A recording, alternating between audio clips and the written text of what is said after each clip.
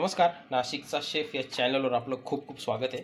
तर काय करायचं, एक आहे ना असा फुलगोबी घ्यायचा आहे. त्याला ना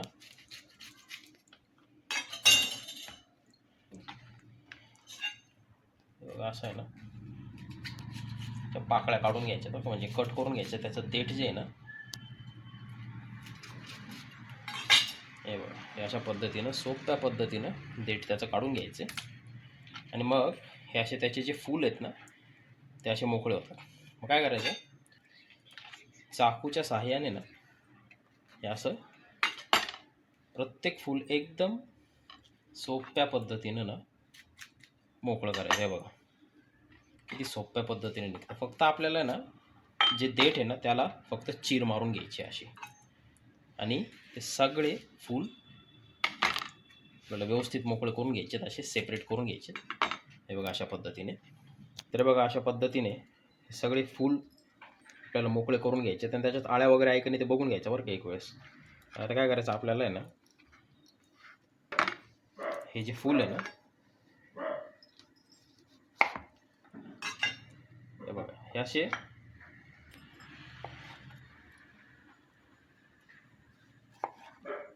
चार भाग करायचे त्याच्या. आणि आता एक गोष्ट बघा, हे जे देठ आहे ना हे त्या फुलाला अटॅच राहू द्या बरं का. त्याने काय होईल, ज्यावेळेस आपण त्याचे चार भाग करू ना, ते फुलं आहे ना हे छोटे छोटे सेपरेट होणार नाही आणि पूर्ण असा अखंड राहील. तर हे देठ खूप महत्त्वाचं आहे, थोडं देठ त्याला राहू द्या. आता काय करायचं, एक पातेलं घ्यायचं, त्याच्यात आहे ना आपल्याला पाणी गरम करून घ्यायचं आहे आणि थोडंसं ना मीठ टाकून घ्यायचं आहे. पाणी थोडंसं फक्त खारट करायचं आपल्याला. त्या मिठाला ना पूर्ण विरघळून द्यायचं आपल्याला. पाणी एकदम छान गरम पाहिजे बरं का, उकळी फुटलेली पाहिजे पाण्याला, असं पाणी पाहिजे ते. हे बघा आता पाण्याला एकदम व्यवस्थित उकळी फुटली. आता काय करायचं, गॅस आहे ना आपल्याला मीडियम करायचा आणि हे जे आपण फ्लावरचे काप केलेले आहेत ना, मीडियम आकारामध्येच करायच्या. खूप मोठे असतील तर त्याला आणखी थोड्याशे दोन भाग करून घ्या, पण खूप जाड नका ठेवू. आणि याला फक्त 5 मिनटं आपल्याला ब्लांच करून घ्यायचं आहे, जेणेकरून ती फ्लावर जी ना आपली जरा सॉफ्ट होईल. आणि जर त्याच्यामध्ये कुठले बॅक्टेरिया वगैरे असतील ना, रसायन वगैरे फवारलेले, तर ते पण स्वच्छ होऊन जातील. एक 5 मिनटं फक्त आपल्याला त्याला मीडियमपेक्षा थोड्याशा जास्त टेम्परेचरवर गॅसवर आपल्याला ब्लांच करून घ्यायचं आहे. तर बघा बरोबर 5 मिनिटं झालेले आहेत. आपली फ्लावर पण मस्त ब्लांच झालेली आहे, हाफ बॉईल झालेली आहे ॲक्च्युली. तिला आपल्याला ना जास्त शिजवायचं नाही आहे, एवढं लक्षात ठेवा. फक्त थोडीशी सॉफ्ट झाली पाहिजे. परफेक्ट. आता हे सगळं पाणी काढून घ्यायचं आणि फ्लावर आपली ना काढून घ्यायची त्या पाण्यातनं. तर बघा फ्लावरमधलं सगळं पाणी काढून घ्यायचं. आणि फ्लावर आता सध्या खूप गरम आहे, आपल्याला त्याला एकदम इन्स्टंट थंडी करायची आहे. तर त्याच्यामध्ये ना त्याच्यावरती आपल्याला असं एक 2-3 वेळेस आहे ना थंड पाणी टाकून घ्यायचं, म्हणजे ते जे गरम फ्लावर आहे ना ती थंड होते आणि त्याची कुकिंग जी आहे ना ती थांबते.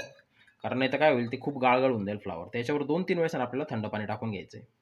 आता एक मिक्सरचं भांडं घ्यायचं आहे, त्याच्यामध्ये ना आपल्याला 5-6 लवंगी मिरच्या टाकून घ्यायच्या आहे. लवंगी नसतील तर तुम्ही साध्या मिरच्या घेतल्या तरी काही प्रॉब्लेम नाही. थोडीशी कोथिंबीर आणि एक 10-12 कढीपत्त्याचे पानं आपल्याला त्याच्यात टाकायचे. थोडंसं पाणी टाकायचं, एकदम एकदम थोडंसं. आणि याची एकदम फाईन अशी पेस्ट करून घ्यायची, थोडीशी पातळसर. आता एक बाउल घ्यायचा आहे, त्याच्यामध्ये ना 1 वाटी मैदा टाकायचा आपल्याला, अर्धी वाटी तांदळाचं पीठ टाकायचं आहे आणि अर्धी वाटी कॉर्नफ्लॉवर टाकायचं, मक्याचं पीठ. त्याच्यामध्ये 1 वाटी दही आपल्याला टाकून घ्यायचं आहे. हे कोथिंबीर, कढीपत्ता आणि मिरचीचे जे वाटण केलं होतं ना आपण, ते आपल्याला त्याच्यात टाकून घ्यायचं आहे. 1 चमचा त्याच्यामध्ये अद्रक लसूण ठेचलेला टाकून घ्यायचा आहे.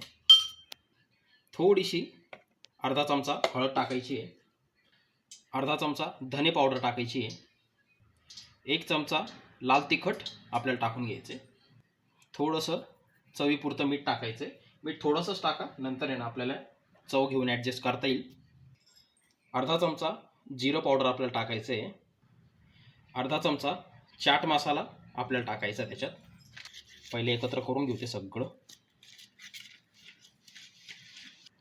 थोडं थोडं पाणी त्याच्यामध्ये टाकायचं आपल्याला, एकाच वेळेस खूप सारं नका टाकू. थोडं थोडं पाणी टाकून ना एक छानसं असं थोडंसं घट्टसर आहे ना बॅटर तयार करून घ्यायचं आहे. खूप पातळ नाही पाहिजे बॅटर बरं का.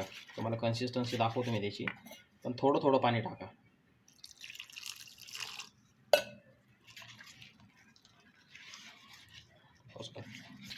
हे बघा आता मस्त बॅटर तयार झालेलं आहे बघा. याची कन्सिस्टन्सी हे असं घट्टसर पाहिजे बरं का, एकदम पातळ अजिबात करू नका. हे बघा हे अशी जाड थर त्याला लागला पाहिजे बघा, जाड. ठीक आहे. हे असं फ्लावर घ्यायचे, एक 4-5 फ्लावर त्याच्यामध्ये टाकून घ्यायच्यात आपल्याला हे अशा पद्धतीने. आणि त्याला ना मस्त कोट करून घ्यायचं सगळ्या बाजूने बरं का.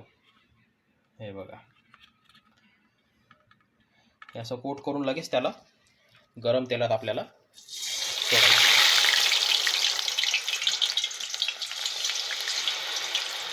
एका वेळेस खूप नका सोडू, एक 5-6 फक्त फ्राय करा. आणि तेल गरम पाहिजे एकदम. आणि नंतर जेव्हा आपण फ्लावर त्याच्यात टाकू ना, तेलाचं टेम्परेचर हे मिडियम करायचं. आणि मिडियम टेम्परेचरवर छान असं खरपूस होईपर्यंत त्याला फ्राय करून घ्यायचं आपल्याला. हे बघा मस्त गोल्डन दिसतंय, एक नंबर. त्याला आहे ना एक जवळपास 2.5 ते 3 मिनटं लागतात याला, मीडियमपेक्षा थोड्याशा जास्त टेम्परेचरवर फ्राय करायला. मस्त क्रिस्पी होऊ द्यायचे आहेत त्याला. तरी बघा आता मस्त फ्राय झालेलं. आता काय करायचं, त्याला टिश्यू पेपरमध्ये काढून घ्यायचं, म्हणजे त्याच्यातलं जे एक्स्ट्राचं जे तेल आहे ते पण नितळून जातं. हे बघा किती क्रिस्पी आणि किती मस्त गोल्डन दिसत आहे. इतकी सुंदर लागतात ना हे 65 फ्लावरचे 65. आता याला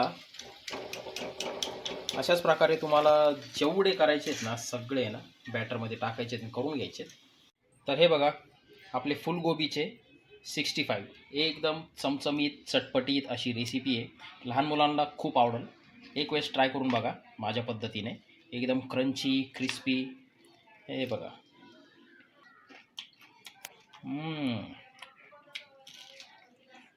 बापरे बाप, एक नंबर अशी रेसिपी.